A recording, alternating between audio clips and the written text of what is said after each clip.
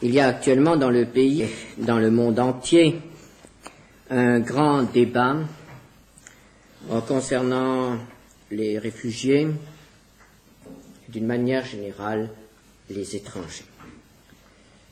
Et j'ai pensé qu'il serait bon que nous étudions ensemble dans la parole de Dieu ce que Dieu a donné comme loi à Israël, son peuple, concernant les étrangers.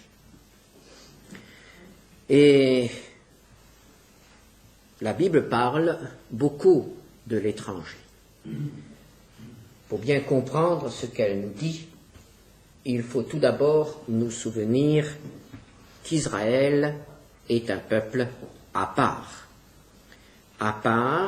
dans tous les domaines. Et c'est la raison pour laquelle son attitude est aussi, en quelque sorte, différente envers les étrangers. Pourquoi Israël est-il un peuple à part? Parce qu'il est formé des descendants d'Abraham, cet homme qui a été appelé par Dieu et qui a été appelé l'ami de Dieu. À une époque où les hommes avaient presque tous oublié l'existence d'un Dieu unique, du Dieu créateur, et où les hommes s'étaient abandonnés au polythéisme, au culte de la matière ou des faux dieux, le Seigneur se révèle à un homme, un païen, un adorateur de la lune, lui aussi, et cet homme répond à Dieu et devient son ami. Et Dieu lui dit, va-t'en de ton pays, de ta patrie et de la maison de ton père dans le pays que je te montrerai. Je ferai de toi une grande nation et je te bénirai. Je rendrai ton nom grand et tu seras une source de bénédiction. Je bénirai ceux qui te béniront et je maudirai ceux qui te maudiront. Et toutes les familles de la terre seront bénies en toi. Genèse 12, 1 à 3. En quelque sorte, cet appel pouvait se résumer par ces mots. Vis séparée des autres peuples. Pour moi, attache-toi à moi, obéis-moi, et alors tu seras en bénédiction à ceux qui t'entourent. Tu seras en bénédiction au peuple, et par toi, la bénédiction viendra sur l'humanité. Voici donc l'alliance qui a été scellée entre l'Éternel et un homme, Abraham, un homme et ses descendants. Ses descendants ont formé le peuple d'Israël. Et la vocation d'Israël prolonge donc la vocation d'Abraham. Et nous retrouvons à peu près les mêmes termes dans l'alliance qui va être conclue entre le peuple d'Israël et l'Éternel au pied du Sinaï, dans Exode 19, versets 5 à 6.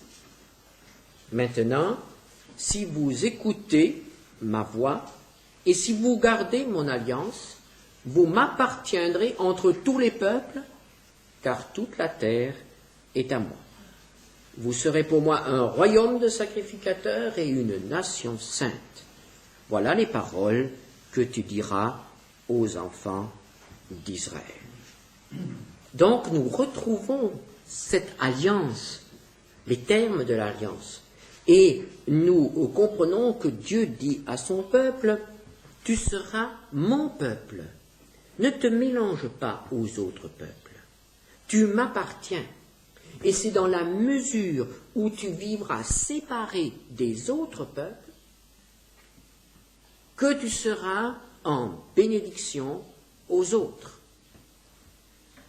Je t'ai séparé des autres pour me révéler à toi, pour que tu me connaisses, pour que tu me serves. Israël est un peuple séparé pour servir Dieu, l'Éternel qui s'est révélé à lui. Alors, nous voyons bien quel est l'enjeu de cet appel. Aussi, quelles sont les difficultés de cette vocation. Israël doit à tout prix éviter d'être contaminé dans le domaine religieux par les voisins ou les peuples qu'il rencontre ou avec lesquels il a des échanges. Il ne faut pas que ce que Dieu a donné à Israël comme révélation, comme loi, soit contaminé par les religions polythéistes, idolâtres des peuples qui l'entourent. S'il y a contamination, s'il y a mélange entre la parole de Dieu et les religions païennes, il y a échec de la vocation. Israël n'est plus un peuple séparé et Israël ne peut plus être le témoin de Dieu puisqu'il serait un faux témoin, puisqu'il ne transmettrait plus la parole de Dieu dans sa pureté, dans sa vérité. Israël se serait abandonné au mélange, à la confusion. Et ce mélange, cette confusion, entraîne alors la malédiction. Dans Jérémie, au chapitre 26, Jérémie, chapitre 26, versets 4 à 6, Dieu rappelle cela. Tu leur diras, ainsi parle l'Éternel, si vous ne m'écoutez pas quand je vous ordonne de suivre ma loi que j'ai mise devant vous, d'écouter les paroles de mes serviteurs, les prophètes, que je vous envoie, que je vous ai envoyés dès le matin et que vous n'avez pas écouté, alors je traiterai cette maison comme Silo et je ferai de cette ville un objet de malédiction pour toutes les nations de la terre. Et au chapitre 24 du même prophète, verset 9, je les rendrai un objet d'effroi, de malheur pour tous les royaumes de la terre, un sujet d'opprobre, de sarcasme, de raillerie et de malédiction dans tous les lieux où je les chasserai. Ainsi, lorsqu'Israël obéit à Dieu, lorsqu'Israël est fidèle à la parole de Dieu, il est en bénédiction. Lorsqu'Israël se détourne de Dieu, il est en malédiction. Il devient un sujet d'opprobre pour ses voisins. Et cela s'est vérifié au cours de l'histoire. Mais nous voyons aussi que cette alliance qui lie Dieu à ce peuple donne à ce peuple un caractère tout à fait particulier. Aucun autre peuple, parmi toutes les nations qui peuplent la terre, ne peut être comparé à Israël. Toutes les nations, tous les peuples n'ont toujours eu qu'un seul but: agrandir leur territoire, dominer, soumettre leurs voisins et les exploiter. Tous les peuples de la terre sont animés par l'esprit d'impérialisme, de conquête. Ils veulent grandir au détriment des autres. Israël n'est pas un peuple impérialiste. En tout cas, la parole de Dieu, lorsqu'Israël l'applique, lui donne un autre but, une autre vocation. le législateur d'Israël impose à ce peuple d'être là pour le bien des autres. Genèse 12, verset 3, « Toutes les familles de la terre seront bénies en toi. » Quel est le peuple, quelle est la nation qui est préoccupée en premier lieu des intérêts et du bien de ses voisins? Quelle est la nation qui est préoccupée d'être en bénédiction à ses voisins? Nous devons bien reconnaître que chaque peuple est surtout préoccupé de défendre ses intérêts, et même lorsque les intérêts de ses voisins sont en jeu, sans compromis. Le chacun pour soi, soit d'abord, a été toujours la règle des nations, et c'est humain. Mais Dieu demande à Israël une autre attitude. Dieu demande à Israël, Dieu rappelle à Israël, tu dois être en bénédiction aux autres. Et Jésus a dit à la Samaritaine, dans Jean 4, verset 22, le salut vient des Juifs.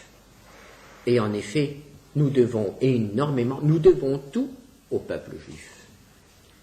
C'est par lui que nous avons la Bible, c'est par lui que nous avons le Sauveur. Tout ce qu'il y a de meilleur dans notre civilisation, tout ce qu'il y a de meilleur dans notre vie, eh bien, nous pouvons le ramener à la parole de Dieu, à l'action de l'enseignement de Jésus dans le monde, donc à Israël. Le salut vient des Juifs. Donc, la position du peuple d'Israël doit être bien comprise. D'un côté, une séparation absolue, et de l'autre côté, la responsabilité, le but d'être en bénédiction aux autres.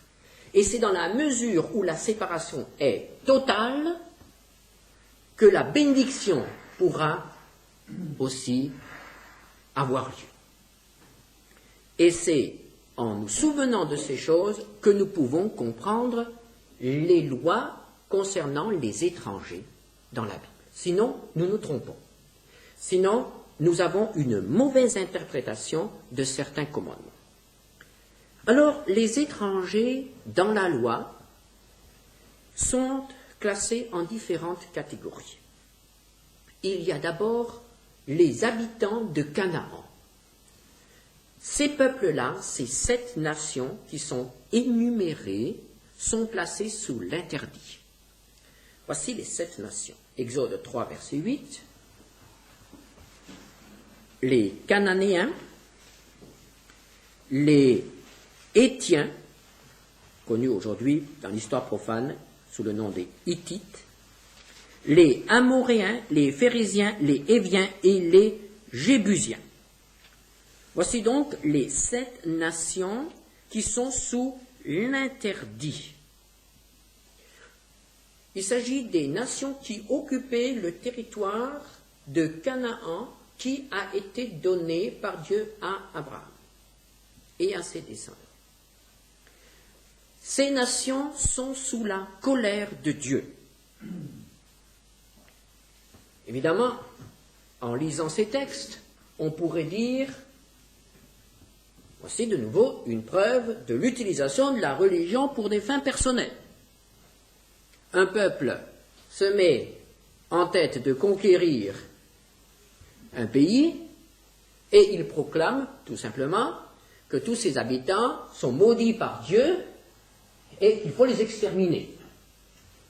C'est la politique de la terre brûlée, on extermine tout et on prend possession.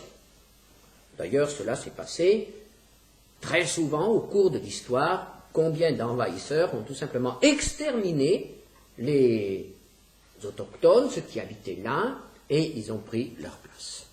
Alors, est-ce qu'Israël a fait cela? À lire les textes avec une mentalité d'historien, on pourrait dire oui. Mais que s'est-il passé en réalité? En réalité, nous avons déjà dans Genèse 15, verset 16, l'annonce de ce qui va se passer. Dieu dit à Abraham que ce pays va lui être donné, mais Abraham doit rester un étranger, et ses descendants seront encore des étrangers pendant un certain temps. Genèse 15, verset 16, à la 4e génération, ils reviendront ici, les descendants d'Abraham. Car l'iniquité des Amoréens n'est pas encore à son comble. Donc Dieu dit à Abraham qu'il va lui donner ce pays. Pourquoi va-t-il lui donner ce pays plutôt qu'un autre? Parce que ce pays-là, ce pays de Canaan, est actuellement peuplé par des nations perverties, corrompues, qui atteignent de nouveau un degré intolérable de révolte contre les lois du Créateur, et le Créateur, dans sa souveraineté et dans sa justice, décide l'extermination de ces 7 nations. Et il ordonne l'extermination de ces peuples, il donne le pays à Israël. Quelle était la perversion de ces nations? Eh bien, c'est la perversion de Sodome et Gomorrhe. À l'époque d'Abraham, Dieu a déjà dû intervenir, et il n'a pas employé Abraham pour exterminer les habitants de Sodome et de Gomorrhe. Il est intervenu directement par le feu, et il a détruit toute une région, et les habitants de tout un groupe de villes, parce qu'ils avaient atteint une perversion telle que le Créateur, dans sa sainteté, ne pouvait plus le tolérer. Et les voisins de Sodome et de Gomorrhe ont encouru presque 4 siècles. Pendant toute cette période, Dieu a patienté et patienté encore. Puis est venu le moment où, l'iniquité étant à son comble, Dieu n'a plus envoyé le feu, mais il a envoyé Israël. Et Israël a été serviteur de Dieu pour exterminer ces nations. Deutéronome 9, verset 5. Non, ce n'est point à cause de ta justice et de la droiture de ton cœur que tu entres en possession de leur pays, mais c'est à cause de la méchanceté de ces nations que l'Éternel, ton Dieu, les chasse devant toi, et c'est pour confirmer la parole que l'Éternel a jurée à tes pères, à Abraham, à Isaac et à Jacob. Israël sera donc l'épée de Dieu. Deutéronome 7, versets 3 à 5. Tu ne contracteras point de mariage avec ces peuples, tu ne donneras point tes filles à leurs fils, et tu ne prendras point leurs filles pour tes fils, car ils détourneraient de moi tes fils, qui serviraient d'autres dieux, et la colère de l'Éternel s'enflammerait contre vous, et il te détruirait promptement. Voici au contraire comment vous agirez à leur égard, vous renverserez leurs autels, vous briserez leurs statues, vous abattrez leurs idoles, et vous brûlerez au feu leurs images taillées. Tout doit être exterminé. Il ne doit rester dans ce pays aucune trace de l'idolâtrie cananéenne. Dieu l'ordonne. Et toute négligence aura des conséquences graves, très graves, pour le peuple de Dieu. Nombre 33, verset 55. Mais si vous ne chassez pas devant vous les habitants du pays, ceux d'entre vous que vous laisserez seront comme des épines dans vos yeux et des aiguillons dans vos côtés, et ils seront vos ennemis dans le pays où vous allez vous établir.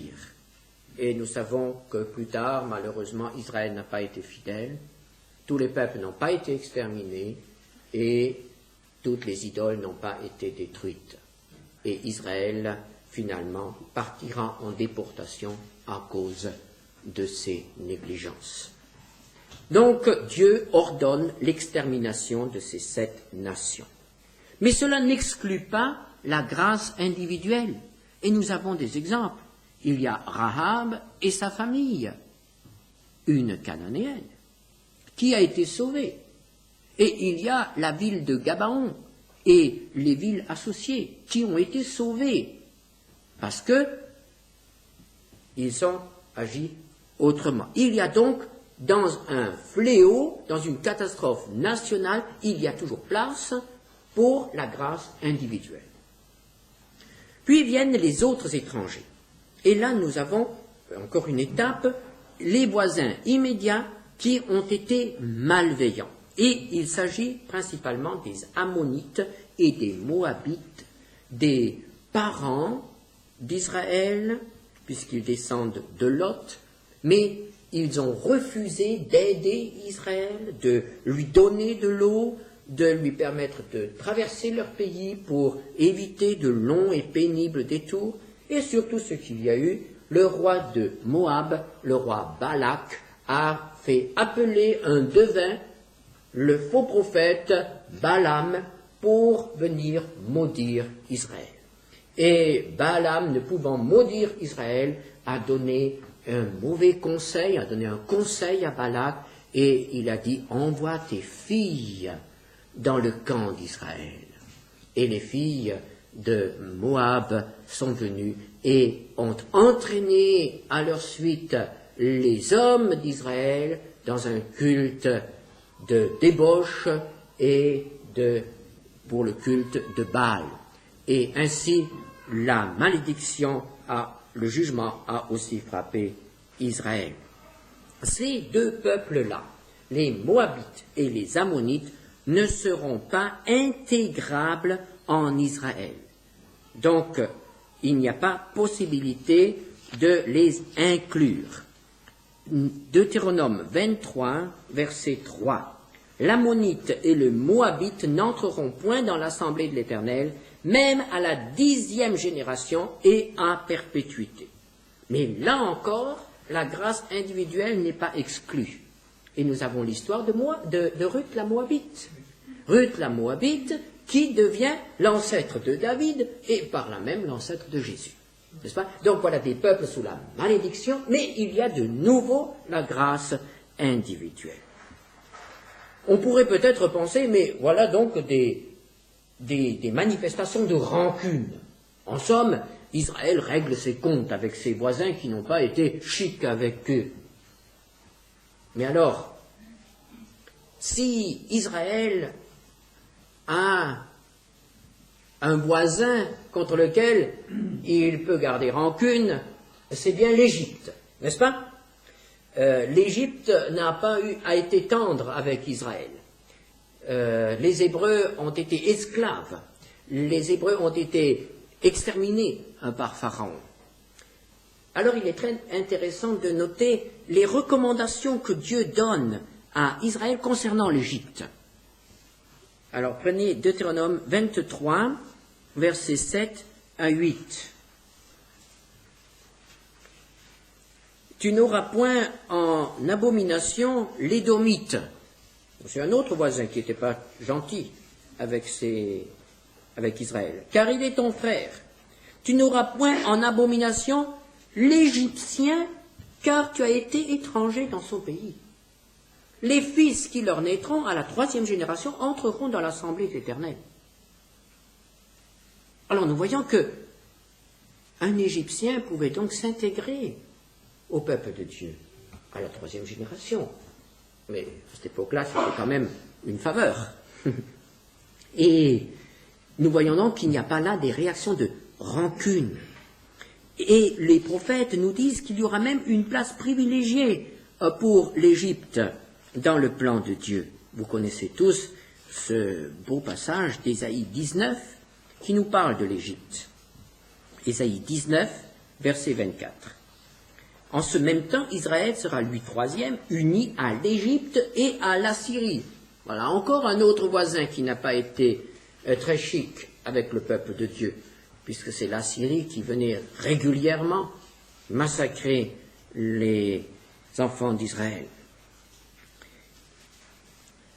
Et il est dit qu'il y aura donc une alliance. Ésaïe 19, verset 24. et ces pays seront l'objet d'une bénédiction. Donc l'Égypte et la Syrie. Quant aux autres pays, aux autres peuples, ils ont le droit à la protection. Il y a dans la loi plusieurs décrets, plusieurs commandements qui règlent l'attitude d'Israël envers les étrangers. Lévitique 19, versets 33 et 34. Si un étranger vient séjourner avec vous dans votre pays, vous ne l'opprimerez point. Vous traiterez l'étranger en séjour parmi vous comme un indigène du milieu de vous. Vous l'aimerez comme vous-même, car vous avez été étranger dans le pays d'Égypte. Je suis l'Éternel, votre Dieu. Le souvenir des souffrances d'Israël en Égypte doit l'aider à accueillir l'étranger. De même, Exode, chapitre 23, verset 9. Exode 23, verset 9. Tu n'opprimeras point l'étranger. Vous savez ce qu'éprouve l'étranger, car vous avez été étranger dans le pays d'Égypte. Alors voyons d'un peu plus près ces différentes lois en faveur de l'étranger. Tout d'abord, le devoir d'assistance envers l'étranger pauvre. Lévitique 25, verset 35. Si ton frère devient pauvre et que sa main fléchisse devant toi, près de toi, tu le soutiendras. Tu feras de même pour celui qui est étranger et qui demeure dans le pays, afin qu'il vive avec toi. Donc le devoir d'assistance envers l'étranger. Et ce devoir est exactement le même que le devoir envers le frère, c'est-à-dire l'hébreu qui devient pauvre, ou envers la veuve, ou envers l'orphelin. Deutéronome 24, verset 19.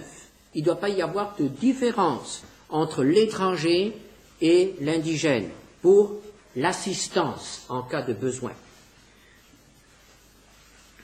Deutéronome 24, verset 19. Quand tu moissonneras ton champ et que tu auras oublié une gerbe dans le champ, tu ne retourneras point la prendre. Elle sera pour l'étranger, pour l'orphelin et pour la veuve, afin que l'Éternel ton Dieu te bénisse dans tout le travail de tes mains. L'étranger, la veuve, l'orphelin. Ensuite, les droits de l'étranger. Le droit au salaire. L'étranger ne doit pas être traité comme un esclave, ne doit pas être exploité. Deutéronome 24, verset 15. Tu lui donneras le salaire de sa journée avant le coucher du soleil, car il est pauvre et il lui tarde de le recevoir. Sans cela, il crierait à l'Éternel contre toi et tu te chargerais d'un péché. Il a aussi droit au repos hebdomadaire. Exode 23, verset 12. Pendant 6 jours tu feras ton ouvrage, mais le 7e jour tu te reposeras afin que ton bœuf et ton âne aient du repos, afin que le fils de ton esclave et l'étranger aient du relâche. Le repos hebdomadaire. Les droits de l'étranger vont même plus loin. Ils ont un droit de propriété, le droit d'acquérir une propriété. Dans Ézéchiel, au chapitre 47, verset 23, vous donnerez à l'étranger son héritage dans la tribu où il séjournera, dit le Seigneur. Et la loi prévoit même l'enrichissement de l'étranger. L'étranger qui par son travail ou son commerce augmente ses richesses. Lévitique 25, verset 47. Si un étranger, si celui qui demeure chez toi devient riche, donc il y avait le droit à la propriété et à l'enrichissement. Dans le domaine pénal, l'étranger était aussi protégé.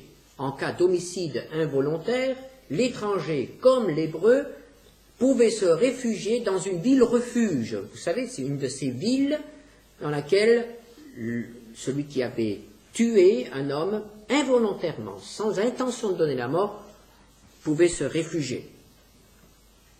À l'époque de Salomon, on dénombre 150 000 travailleurs étrangers en Israël. Et ils bénéficient donc de ces lois. Et Dieu dit à Israël que ces lois sont bonnes et qu'elles doivent être un modèle pour les voisins. Deutéronome 4, verset 6. Les peuples qui entendront parler de toutes ces lois diront « Cette grande nation est un peuple absolument sage et intelligent. » Voici donc ce qui concerne les droits civils des étrangers. Maintenant, venons-en aux droits religieux. Et là, nous notons une différence et nous comprenons pourquoi il y a une différence. La différence entre Israël et ses voisins doit être marquée dans le domaine religieux, car Israël est un peuple à part. Mais si l'étranger veut s'intégrer à la communauté d'Israël, cela est possible, sauf évidemment les cas que nous avons cités au début de notre étude. Si l'étranger veut s'intégrer, il doit le déclarer et dire comme Ruth, par exemple, « Ton Dieu sera mon Dieu ». S'il s'agit d'un homme, il doit accepter le signe de l'alliance, la circoncision. Exode 12, verset 48. Si un étranger en séjour chez toi veut faire la Pâque de l'Éternel, tout mâle de sa maison devra être circoncis. Alors il s'approchera pour la faire, et il sera comme l'indigène, mais aucun incirconcis n'en mangera.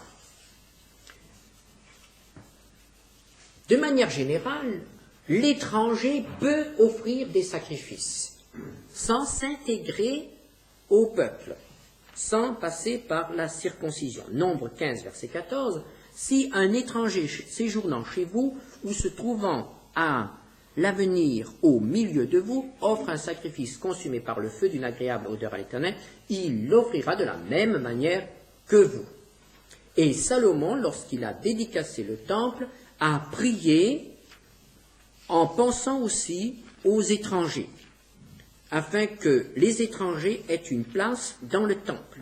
1 Roi 8, versets 41 à 43. Quand l'étranger qui n'est pas de ton peuple d'Israël viendra d'un pays lointain à cause de ton nom, car on saura que ton nom est grand, ta main forte et ton bras étendu, quand tu viendras prier dans cette maison, exauce-le des cieux, du lieu de ta demeure, et accorde à cet étranger tout ce qu'il te demandera, afin que tous les peuples de la terre connaissent ton nom, pour te craindre comme ton peuple d'Israël, et sachent que ton nom est invoqué sur cette maison que j'ai bâtie. Et nous avons là une révélation du but que Dieu avait en appelant Israël et en donnant à Israël la parole de Dieu. Par Israël, son nom devait être connu dans le monde entier. Malheureusement, il n'y a eu que quelques exceptions, quelques rares exceptions. Naaman, le Syrien, a reconnu que le Dieu d'Israël était le vrai Dieu. Mais en général, Israël n'a pas été fidèle à sa vocation.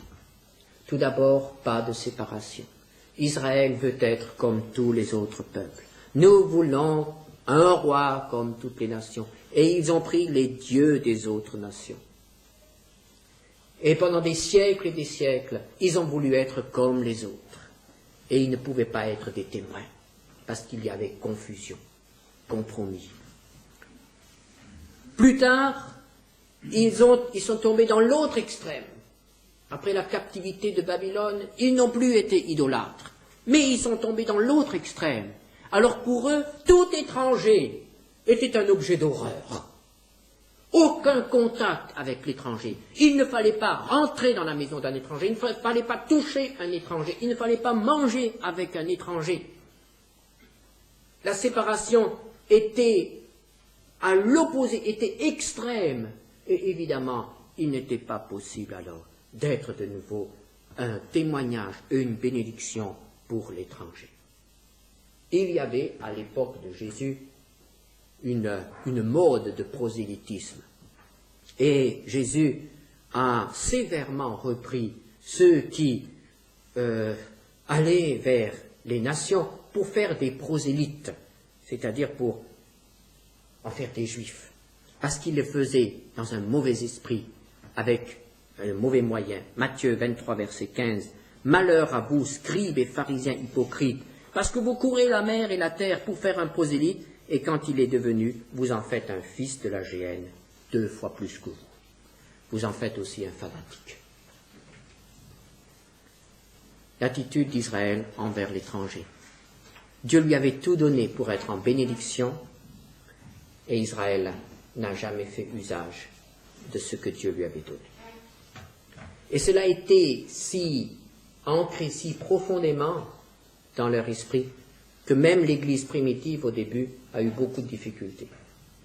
Les chrétiens d'origine juive ont eu beaucoup de mal à accepter les chrétiens d'origine païenne.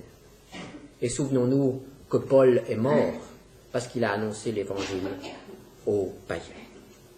Et pour nous aujourd'hui, que pouvons-nous retirer de cette loi concernant l'étranger? En ce qui concerne l'étranger par rapport à notre citoyenneté, c'est-à-dire dans le monde, nous avons à appliquer l'esprit de cette loi. C'est-à-dire, nous devons être un peuple qui accueille les étrangers. En tant qu'Église, quelle est notre attitude envers l'étranger? Non pas l'étranger qui n'est pas de notre nationalité, mais envers celui qui ne fait pas encore partie du corps de Christ, celui qui n'est pas encore converti. Comment est-ce que nous nous comportons envers lui? Nous avons la réponse dans les textes que nous avons lus ce matin. C'est dans la mesure où nous sommes séparés de l'esprit du monde, c'est dans la mesure où nous sommes consacrés à Dieu que nous pouvons être en bénédiction aux autres. Mais si nous nous laissons envahir par l'esprit du monde, s'il y a confusion, s'il y a compromis dans notre vie, nous ne pouvons plus être en bénédiction. Nous serons en malédiction, comme Israël. Les lois spirituelles qui ont régi Israël régissent aussi l'Église. Il n'y a bénédiction que s'il y a séparation. Mais cette séparation doit être une séparation spirituelle. Nous n'avons pas à mépriser, nous n'avons pas à éviter les inconvertis, nous n'avons pas à les juger ni à les condamner, nous ne sommes pas supérieurs à eux. Nous avons à les aider, à leur montrer notre amour, à leur venir en aide. Comment accueillons-nous l'étranger? Que le Seigneur nous accorde la grâce de pouvoir y penser et prolonger cette étude au cours de cette semaine pour que nous puissions apprendre toujours mieux à le servir et à l'aimer.